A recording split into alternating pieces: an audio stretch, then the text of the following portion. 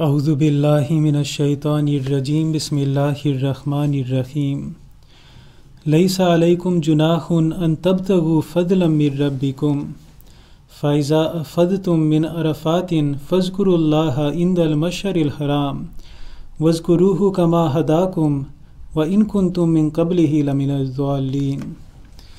It is no sin for you that you seek the bounty of your Lord. But when you pour forth from Arafat, remember Allah at Mashar al-Haram, and remember Him as He has guided you, although before this you were of those gone astray. Chapter 2, verse 199. In commentary, Hazrat Muslim Maud Raziyallahu Anhu has explained that Allah Ta'ala describes a fadl here, that you pursue the fadl, the blessings of Allah Almighty. And the broad meaning of the word fazl, it is generally taken to mean to have greater application to Allah Ta'ala's blessings that He gives to us in this world. Although it means spiritual blessings as well, but particularly when it is mentioned in juxtaposition to the mercy of Allah Ta'ala, the fazl has to do with the worldly blessings that Allah Ta'ala gives to us. So because of this, many have interpreted this to mean that during this time there is nothing wrong with a person seeking the worldly benefits that Allah Ta'ala has given during this time of Hajj.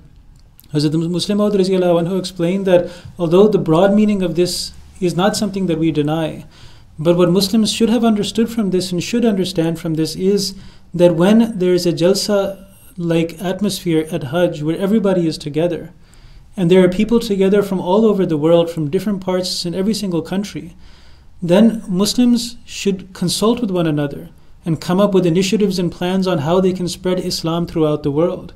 Because this is an excellent and ideal opportunity to do that.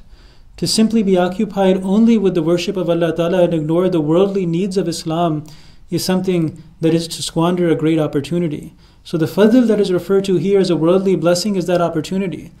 In the same way, for example, that any time Muslims gather, especially for us as Ahmadis, when we get together at Jalsa or International Jalsa, then we also come together to plan out our activities on how we're going to move forward throughout the United States from a national perspective.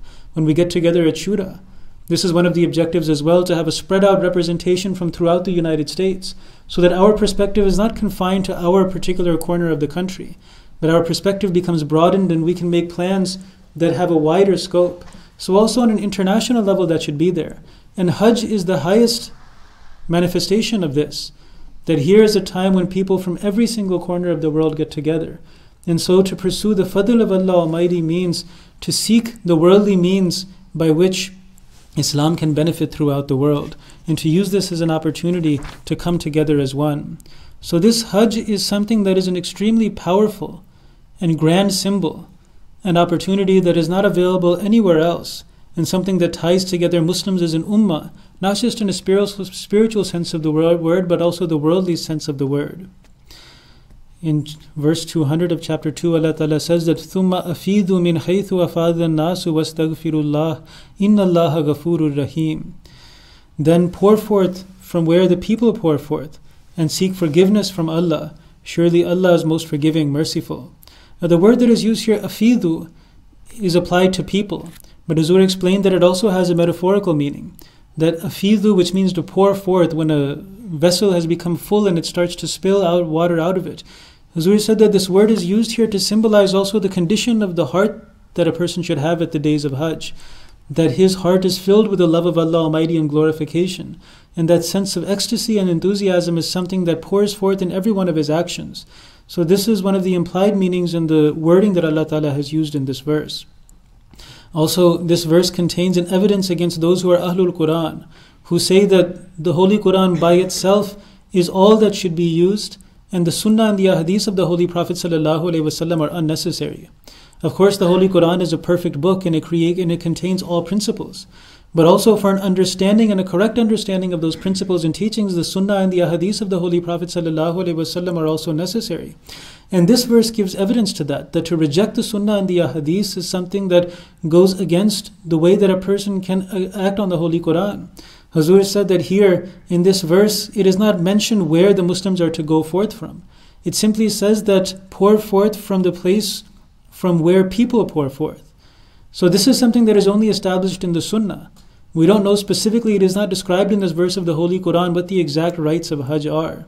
So this is a problem that comes up whenever a person rejects the ahadith and the sunnah, that when it comes to the details of these very important worships, particularly Hajj, but also the daily salat, the zakat, the fasting, then the Quran has taught them in principle.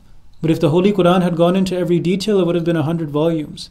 So that is what the sunnah of the Holy Prophet ﷺ is there for. And this verse is one of those verses that is an evidence against those people who try and argue this point.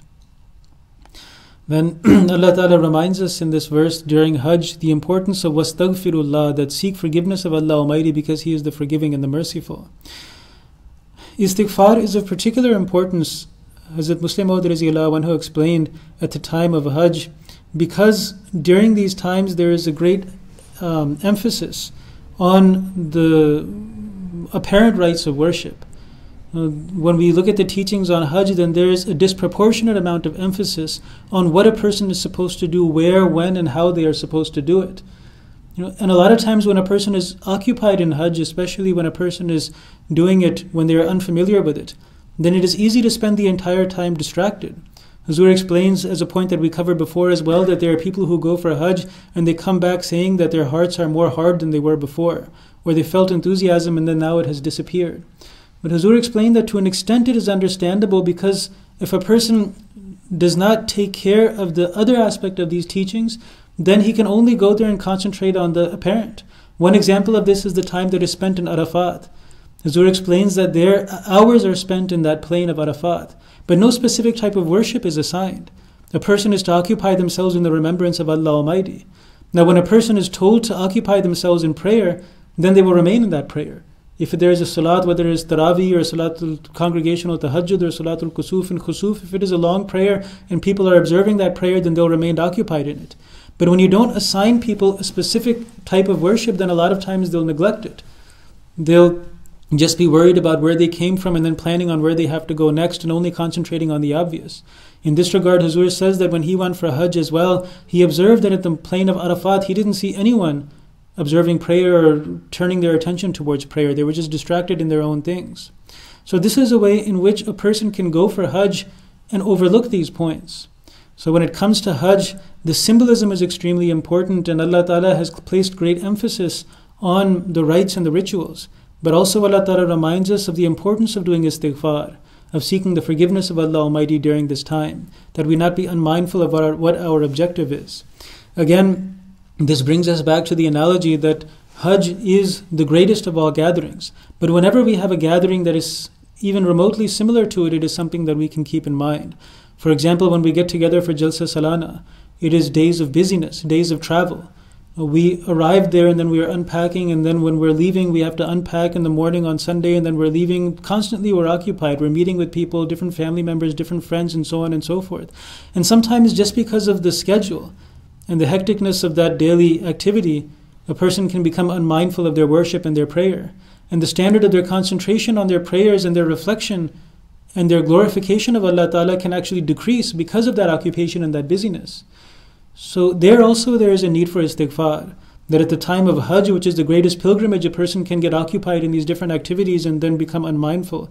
So also there is a great need for that istighfar at other times as well. Hazrat Masih Maud alayhi salatu wasalam explains several points on the nature and the wisdom of istighfar under commentary of this verse.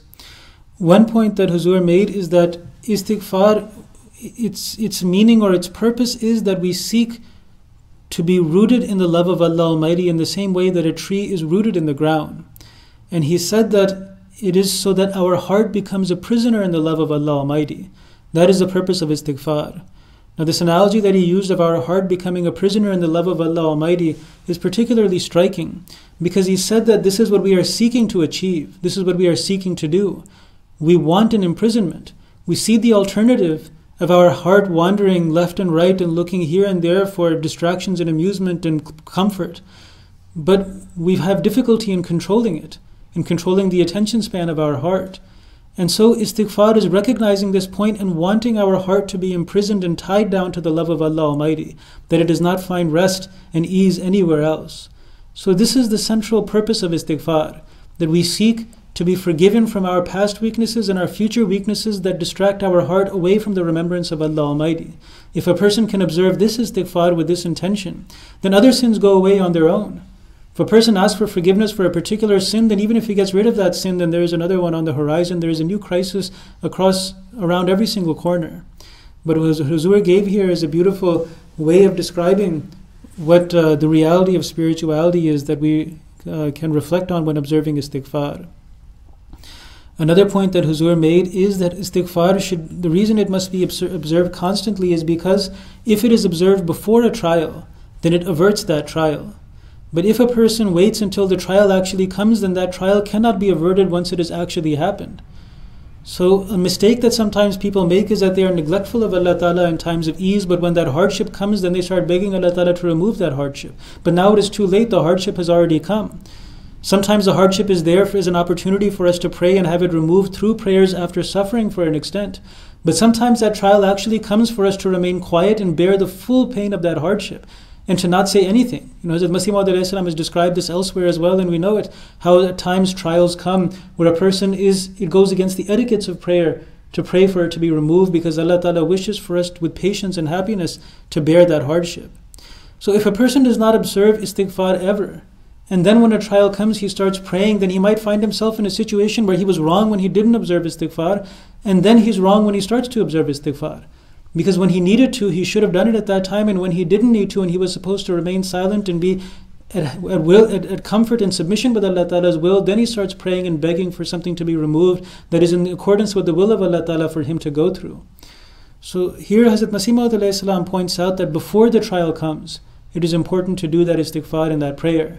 And then that trial many times is averted, and we are not put to unnecessary difficulty and hardship. But otherwise, the realities of life come round at one point or the other, and then when they come, then we have to deal with them in one way or the other.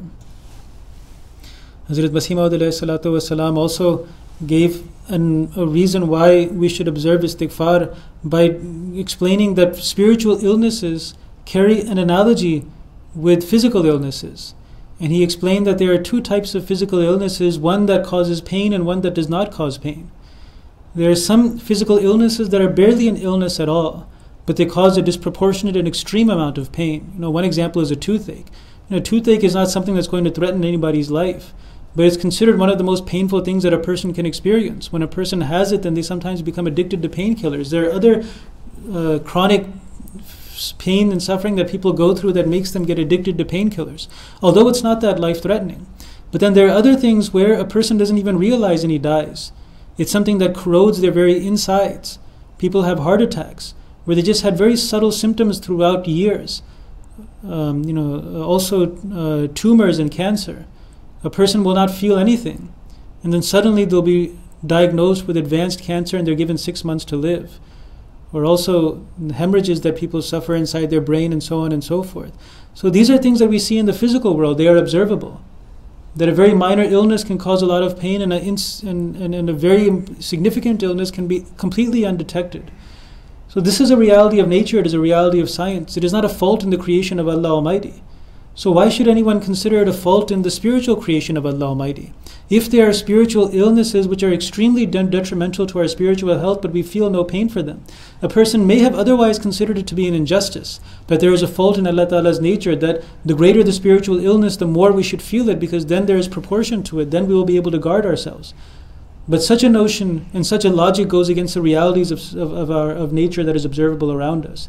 And the same God who created the physical nature also created the spiritual nature.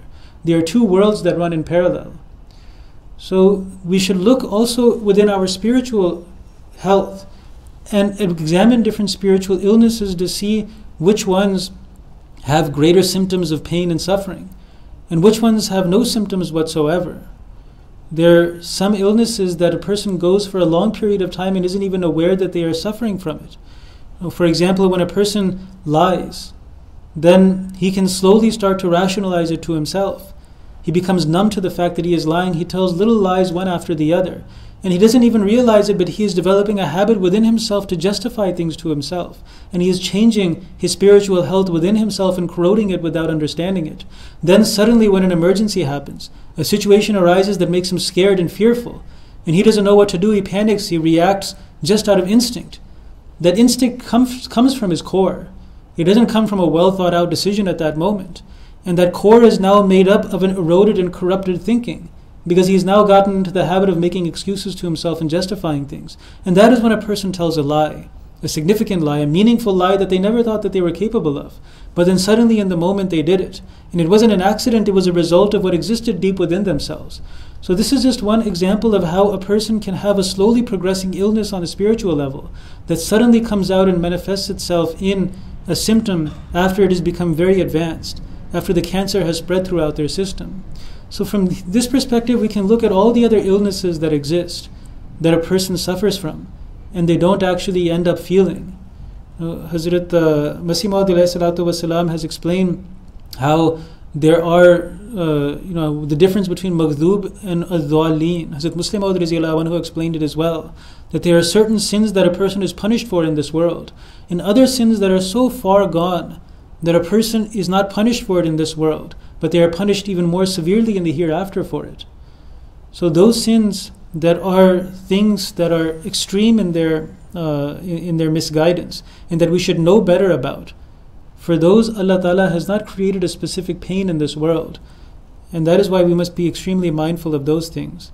So in this passage, Hazrat Masih Maud gave advice that those spiritual illnesses that do not carry symptoms and do not cause pain, we have to be extremely mindful of those. Of course we are mindful of the ones that are obvious, but the ones that are not obvious, those are the ones that are going to be the ones that we have to worry about. In another point, Hazrat Masih Maud explained in answer to allegations made by Christians that since the Holy Prophet ﷺ would observe istighfar, therefore he was, God forbid, a sinful person.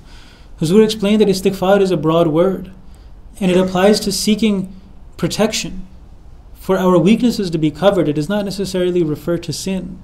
And it doesn't just refer to the weaknesses of our past, but it refers to the weaknesses of our future as well. And any religion that does not teach seeking of the covering up and the forgiveness of our weaknesses in the future is an incomplete religion. So istighfar is not just confined to the past, but just as much as the past is important, we have to pray for our future. And in the same way that we pray that our weaknesses of the past be covered up and that we be forgiven for them, we also have to pray for the weaknesses of our future to be covered up. Istighfar is not just there as nothing more than damage control. If that was the case, then Islam is not a forward-thinking religion. It is not something that is a wise religion. It is just something that retroactively tries to mitigate the harm of something we have already done. So istighfar in its true sense applies to both aspects. And this is the istighfar that is observed by prophets. And it is observed more by prophets than any other person, because prophets of God are more aware of their human weakness than any other person. And even though they do not commit sins, but human weakness can also cause a person harm, and can also cause a person's objectives to fail. So istighfar of the Holy Prophet ﷺ was to be saved from those human weaknesses, and also to be protected from the weaknesses of the future. On the subject of Hajj, one last point that it is important to cover, because these are the verses up until verse 200. Then from verse 201, the subject starts to move away from Hajj and then towards another subject.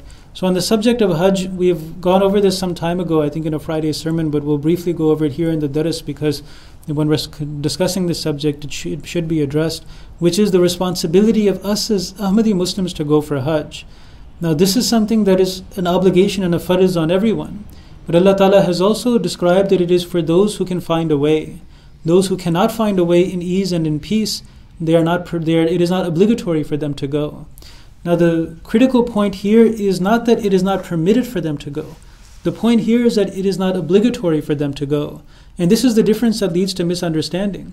It doesn't matter how dangerous it is for a person to go for Hajj, he can go if he wants to. The Holy Prophet ﷺ went for Umrah, which is not even Hajj. He went for Umrah in the 6th year after Hijrah, at a time when he was actively at war with the Meccans, where he took a huge risk by going for the Umrah without all of his weapons. They took the weapons with them for warfare, but then when they reached the area where a person enters into the area of Haram, then they left their weapons behind and they went forward only in the Ihram. And they carried only those weapons which were considered necessary as a part of a traveler, not as a part of a soldier. So that is a significant risk, that a person goes forward leaving behind all of their armor to potentially meet an army that is going to attack them violently as they have done before. And this was not a unfounded fear, because the Meccans, when they heard that the Muslims were coming, were so enraged that they made special arrangements to go forward for war. They wore special clothing, the skins of leopards that they had, which they had acquired in their international trades that would come into Mecca, as a sign of their readiness to die in warfare. They brought their families along with them as well, and they set out for warfare to stop the Muslims. So this is an extremely dangerous situation that he set out in, but he still did so nonetheless. So after this, no one has any position to object to an Ahmadi Muslim saying that it is too dangerous, therefore you are not permitted to go. Anyone can judge their own situation and then go based on that. All we can say is that it is not obligatory for that person to go, and then he makes the choice himself. And either decision is fine. No one can say that one decision is better than the other. It is between him and his Allah Almighty, and based on his intention. So this is one point, that when it comes to the safety, then Ahmadis can go if they wish to take that risk, but it is not obligatory, it is a nafil for them. Now when it comes to the financial aspect, there of course a person must be able to afford it. If they cannot afford to go, then it is not obligatory on them at all. Now this goes into a bunch of different questions on fiqh, on what about if a person takes a loan, what if a person is in a separate long-term loan like a student loan or a mortgage or those types of things. So those are more specific fiqh related questions which can be addressed in more detail. But the basic point is that a person should be able to afford it. It is not something that out of a religious responsibility he ends up putting himself into a greater harm and a greater something that Islam wants us to avoid, which is being in the prison of debt, which creates a whole bunch of set of other problems in a person's life. Then also a third point to remember with Hajj that Hazrat Khalifatul Masih Rabi rahimahullah ta'ala emphasized, and it really didn't need to be, we don't need anyone to emphasize this to us, it's common sense, but there was a need to emphasize it, which is that there is absolutely no permission whatsoever to lie under any circumstances. When a person goes, he goes with a full understanding of the risks that are involved. And if a person cannot visualize in his mind the worst happening, and then see himself as standing on the truth that he is established on, that he is an Ahmadi, he is not going to deny it, then there's no point in going to Hajj at all. Because a Hajj that involves lying and denying the fact that a person is an Ahmadi Muslim, a person who believes in the promised Messiah alayhi salam of the latter days, then that Hajj is something that is of no value. And also that intention of Hajj which carries this mixed intention that if I have to lie then maybe I will, and that is also something that is an impure intention that we present before Allah Almighty. So a person should have pure clarity before going, and not go with this maybe ignoring the possibility or perhaps hoping and rationalizing that maybe nothing bad will happen. Then he finds himself in a bad situation and he does something that does irreparable damage to his spirituality. It is one thing to lie, but quite another to lie about a person's own faith, something that a person is required to stand by, something that the Sahaba have given us repeated examples of the fact that they were ready to die for the sake of their faith. So these are points on going to Hajj, on going to Umrah for Ahmadi Muslims that must be remembered. If a person is able to do so, if a person can afford it and is able to make the intention to do so honestly, and he feels that he wants to do this nafil even though there is danger along the way, then it is a blessed decision for him. And if a person chooses not to, that it is not obligatory and it is not the risk for him, then the blessings are with him as well. So these are the verses on Hajj where Surah Al-Baqarah introduces us to this subject. And now if there's any questions, then you can feel free to ask. In the same line with Hajj, when you are there and if you have to, there is namaz, so people say different things. What is, that you can do namaz behind it as long as your niyat is, So the question is that when a person is there and they find themselves in a place where they have to do congregational prayer. So the fatwa of Hazrat Masih Maud alayhi salatu wasalam is clear, and the Khulafa made it abundantly more clear after that we are not permitted to observe prayer behind non-Ahmadi imam, because imamukum minkum, as the Holy Prophet sallallahu alaihi wasallam prophesied. So a person should not observe prayer behind non-Ahmadi Muslim imams, and he should do everything in his power to avoid a situation where he might find himself in that situation. So there is no compromise on this point. Now, the question arises that if a person is somewhere where he finds himself stuck, where the prayer has started and everybody has started to form their lines and then everybody's observing prayer around them. There, I'm not sure if there's any specific guidance of khulafa, but I've been told that different scholars, perhaps Mufti Silsila or someone else, has said that a person can make their own intention and observe their prayers and not behind that imam. And there, innamal a'malu bin niyat would come in. Now, this obviously is something that it's not it's not qawli sadid. It's something that a person should himself be repulsed by. This type of deception and game that he is playing with himself and playing with, it's not something that goes in accordance with the dignity of a true believer and a Muslim. Now, whether it is permissible, I can't say that it is impermissible. Perhaps it is. Perhaps it is something that becomes permissible in an extreme situation or an unusual situation, as Islam allows for in extreme situations. Without breaking rules, a person can, save his own spirituality without causing undue inconvenience to himself in an exceptional situation. But the general guideline is that a person should avoid that situation altogether.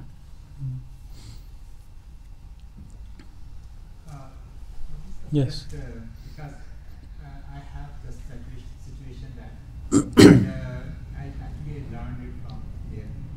I do every prayer with Imam, but I did my own Imam. Because I go there after the prayer, 10 minutes after the prayer, and loudly I say the prayer and start my own prayer.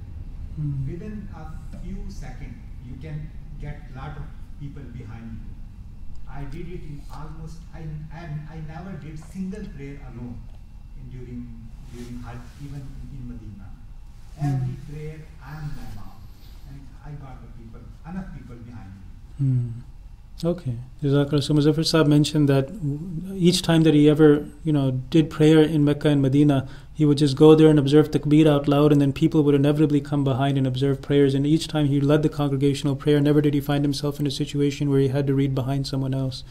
So that's a good option that a person can take. All right. Then we can end here, and inshallah we'll continue next Wednesday. I think the salat time on next Wednesday is going to change, maybe 8 o'clock, 7:55, something like that. So whatever it is on the chart, then inshallah we'll continue dars after Salat al-Maghrib next week. Allahumma salli ala Muhammadin wa ala ali Muhammad wa barik wa sallim innaka Hamidum Majid.